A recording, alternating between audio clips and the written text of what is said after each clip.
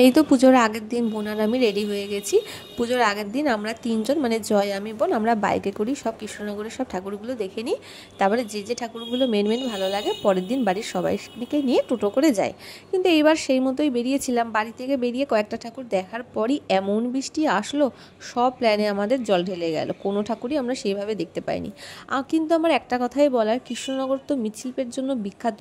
আমি যদি সব কিছু বাদই দিই, মানে প্যান্ডেল, লাইটিং, এইগুলো যদি বাদই দিই, আমাদের মায়ের রূপ যে এতই অসাধারণ। আমাদের কৃষ্ণনগরের প্রত্যেকটা বারোয়ারি, আমি শুধু আমাদের কৃষ্ণনগরের রাজরানী বুড়িমা তো আমাদের রাজরানী, তার বাইরেও আমাদের কৃষ্ণনগরের যে কটা ঠাকুর হয় প্রত্যেকটা বারোয়ারির প্রত্যেকটা ঠাকুরের মূর্তি, মায়ের রূপ এত সুন্দর, এত সুন্দর, মানে তোমরা সেটা না দেখলে বুঝবে না।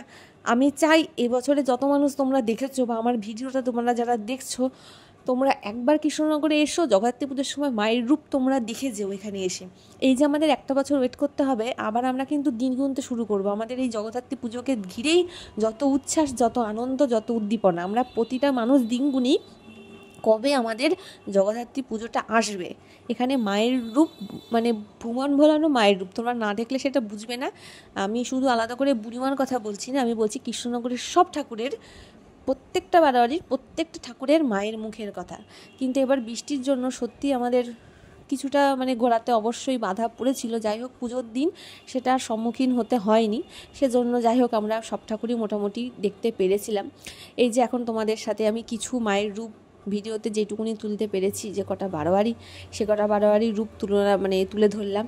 এটা করেছিল অনন্যা হয়েছিল তোমাদের ওই কালীনগরের ওখানে একটা মণ্ডপে। কালীনগর প্রতিবারই দারুণ করে, এবারও সেটাই মানে একদম দারুণ দারুণ হয়েছিল। আর এখানে যে গানটা দিয়েছিল না এই থিমের সাথে, এখানে না গেলে মানে বোঝা যাবে না, আমি তো আমার নিজস্ব ভয়েস দিচ্ছি, বাট গানটার সাথে, থিমটার সাথে, চিন্তাভাবনার সাথে পুরো অন্যরকম।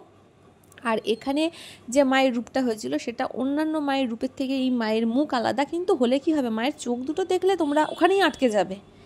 ওই যে বললাম, ভীষণ সুন্দর, এই রূপের কোনো তুলনা হয় না। আমরা কৃষ্ণনগরবাসী, আমরা ভীষণ গর্বিত যে আমরা কৃষ্ণনগরে থাকি। আমরা এখানে মানে থাকতে পেরে আমরা নিজেদেরকে ধন্য মনে করি।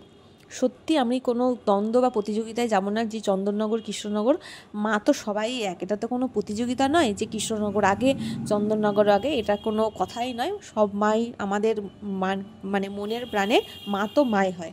তবে আমি যেটুকুনি জানি বা আমার যেটুকুনি মতামত, কে আগে পরে এটাই নয়, এইসব ভেদাভেদ, এই সমস্ত কন্ট্রোভার্সি বাদ দাও। মানে এই সমস্ত যা লেখালেখি এবার দেখলাম, এই সমস্ত বাদ দিয়ে আমাদের রাজা কৃষ্ণচন্দ্রের হাত ধরে কৃষ্ণনগরেই প্রথম জগদ্ধাত্রী পুজোর সূচনা হয়েছিল এবং পরে সেটা চন্দননগরে যায়। তো সবাইকে আমন্ত্রণ রইল পরের বছরের জন্য, সবাই এসে একবার দেখে যেও।